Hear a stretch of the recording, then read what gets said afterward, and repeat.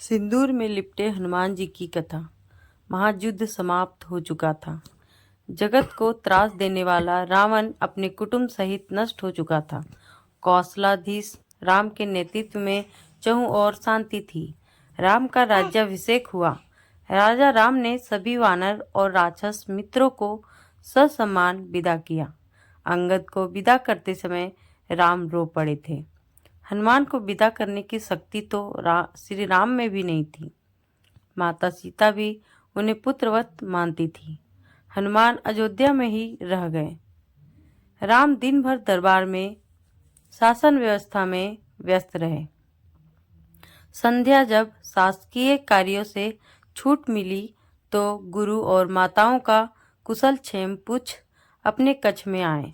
हनुमान उनके पीछे पीछे ही थे। राम के निजी कक्ष में उनके सारे अनुज अपनी अपनी पत्नियों के साथ उपस्थित थे।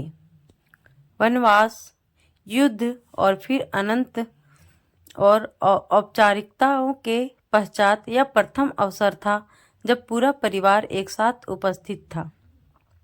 राम, सीता और लक्ष्मण को तो नहीं, कदाचित अन्य वधुओं को एक बाहरी अर्थात हनुमान का वहां होना अनुचित प्रतीत हो रहा था। चूंकि शत्रुघ्न सबसे छोटे थे, अतः वे भी अपनी भाभियों और अपनी पत्नियों की इच्छा पूर्ति हेतु संकेतों में ही हनुमान को कच्छ से जाने के लिए कह रहे थे।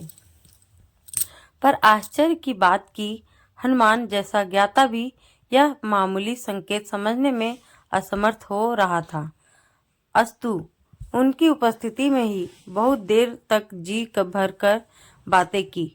फिर भरत को ध्यान आया कि भैया भाभी को भी एकांत मिलना चाहिए।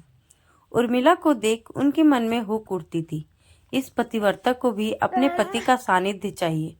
अतः उन्होंने श्री राम से आज्ञा ली और सबको जाकर विश्राम करने की सलाह दी। सब उठे और राम जानकी का चरण स्पर्श कर जाने को हुए, परंतु हनुमान वहीं बैठे रहे। उन्हें देख अन्य सभी उनके उठने की प्रतीक्षा करने लगे कि सब साथ ही निकले बाहर। राम ने मुस्कुराते हुए हनुमान से कहा, क्यों वीर, तुम भी जाओ, तनिक विश्राम कर लो। हनुमान बोले, प्रभु आप सम्मुख हैं, इससे अधिक विश्रामदायक भला कुछ हो सकता है? मैं तो आपको छोड़कर नहीं जाने वाला। शत्रुघ्न तनिक क्रोध से बोले, परंतु भैया को विश्राम की आवश्यकता है कपीश्वर, उन्हें एकांत चाहिए। हाँ, तो मैं कौन सा प्रभु के विश्राम में बाधा डालता हूँ? मैं तो यहाँ पैताने बैठा हूँ। आपने कदाचित सुना नहीं, भैया को एकांत की आवश्यकता है। पर माता सीता तो यही है, वे भी तो नहीं जा रही, फिर मुझे ही क्यों निकालना चाहते हैं आप? भाभी को भैया के एकांत में भी साथ रहने का अधिकार प्राप्त है। क्या उनके माथे पर आपको सिंदूर नहीं दिखता? हनुमान आश्चर्यचकित रह गए। प्रभु श्री राम से बोले, प्रभु क्या यह सिंदूर लगाने से किसी को आपके निकट रहने का अधिकार प्राप्त हो जाता है? राम मुस्कुराते हुए बोले, अवश्य, यह तो सनातन प्रथा है हनुमान। यह सुन हनुमान तनिक मायूस होते हुए उठे और राम जानकी को प्रणाम कर बाहर चले गए। प्रातः राजा राम का दरबार लगा था। साधारण औपचारिक कार्य हो रहे थे कि नगर के प्रतिष्ठित व्यापारी न्याय मांगते दरबार में उपस्थित हुए। ज्ञात हुआ कि पूरी अयोध्या में रात भर व्यापारियों के भंडारों को तोड़कर हनुमान उत्पात मचाते रहे थे। राम ने यह सब सुना और सैनिकों को आदेश दिया कि हनुमान को राज्यसभा में उपस्थित किया जाए। रामाज्ञा का पालन करने सैनिक अभी निकले भी नहीं थे कि केसरिया रंग में रंगे पुते हनुमान अपनी चौड़ी मुस्कान और हाथी जैसी मस्त चाल से चलते हुए सभा में उपस्थित हुए। उनका पूरा शरीर सिंदूर से पटा हुआ था।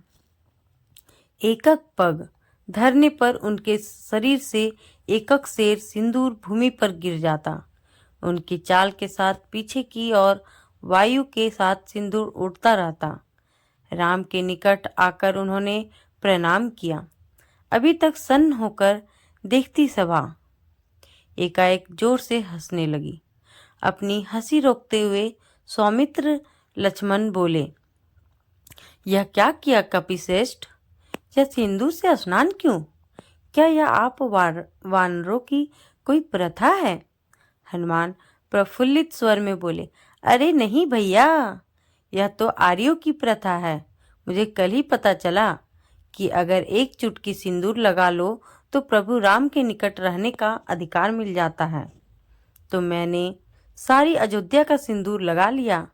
क्यों प्रभु, अब तो कोई मुझे आपसे दूर नहीं कर पाएगा ना। सारी सभा हंस रही थी और भरत हाथ जोड़े अश्रु बहा रहे थे। यह देख शत्रुघ्न बोले, भैया सब हंस रहे हैं और आप रो रहे हैं, क्या हुआ?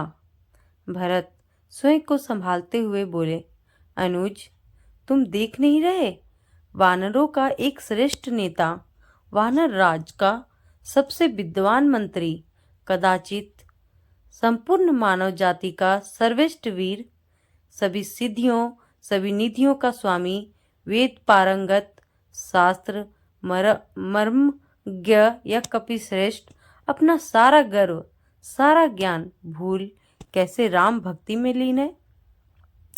राम की निकटता प्राप्त करने की कैसी उत्कंठ इच्छा, जो यह स्वयं को भूल चुका है। ऐसी भक्ति का वरदान कदाचित ब्रह्मा भी किसी को ना दे पाए। मुझ भरत को राम का अनुज मान भले कोई याद कर ले, पर इस भक्त शिरोमणि हनुमान को संसार कभी भूल नहीं पाएगा। हनुमान को बारंबार प्रणाम। प्रेम से बोलो पवन सुत हनुमान की जय। जय श्री राम।